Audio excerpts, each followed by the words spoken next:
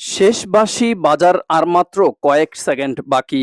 গ্যালারিতে তখন রুদ্ধশ্বাস, উত্তেজনা আর কর্তৃপক্ষের মনে ছিটকে পড়ার শঙ্কা। ঠিক তখনই ম্যাজিক দেখালেন গ্যাব্রিয়েল মার্টিনেল্লি।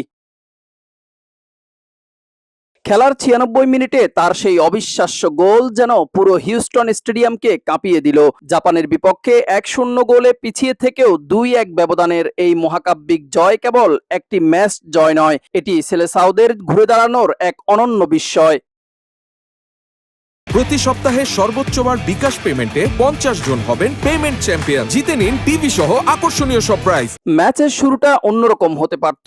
প্রথমার্ধের শুরু থেকেই প্রায় ৭৫% বল দখলে রেখে একের পর এক আক্রমণ চালিয়েছিল ব্রাজিল। গিমারেস, ভিনিসিয়াস আর পাকেতারা সুযোগ তৈরি করলেও জাপানের রক্ষণভাগ ভাঙা যাচ্ছিল না।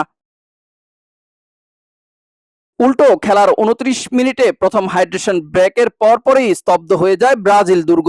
মাঝ মাঠে দানিলোর ভুল পাসের সুযোগ নিয়ে জাপানের সানো ক্যাসিমিরোকে পরাস্ত করে বক্সের বাইরে থেকে নেওয়া নিখুঁত শটে জালে জড়ালে ১-০ গোলে এগিয়ে যায় জাপান। এক গোলে পিছিয়ে থেকে বিরতির পর মাঠে নেমেই কৌশল পরিবর্তন আনেন ব্রাজিল কোচ আনচেলত্তি। পাকেতার বদলে নামানো হয় ব্রাজিল দলের তরুণ তুর্কি এনড্রিককে। আক্রমণের ধার বাড়ায় সেলেসাওরা। খেলার ৫০ মিনিটে এনরিকের পাস কিংবা ৫২ মিনিটে গিমারেসের জোরালো হেড সবকিছুই রুখে দিচ্ছিলেন জাপানি কিপার সুজুকি। তবে বেশিক্ষণ তাদের আটকে রাখা যায়নি। ঠিক তারপরেই ৫৬ মিনিটে মাগালহায়েসের ক্রসে দুর্দান্ত এক হেডে গোল করে ব্রাজিলকে সমতায় ফেরান অভিজ্ঞ ক্যাসিমিরো।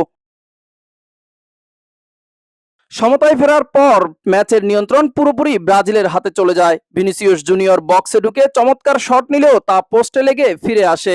এরপর ৭৫ মিনিটে এনরিকের পাসে ভিনির আক্রমণ কিংবা রায়ান ও ভিনিসিয়াসের একের পর এক শট জাপানি ডিফেন্স কিংবা কিপার সুজুকির দেয়ালে লেগে ভেস্তে যাচ্ছিল।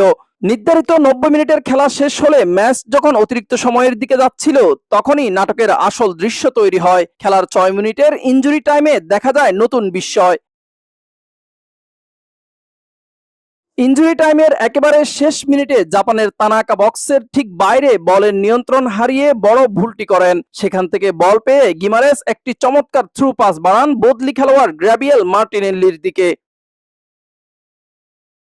চোখের পলকে বাঁ পা থেকে ডান পায়ে নিখুঁত শটে জাপানি কিপারকে পরাস্ত করেন মার্টিনেল্লি। বল পোস্টে লেগে জালে জড়াতেই উল্লাসে মেতে উঠে ব্রাজিল।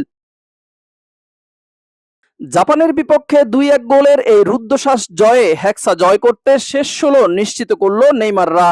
মিজান ফারাবি, দিগন্ত স্পোর্টস।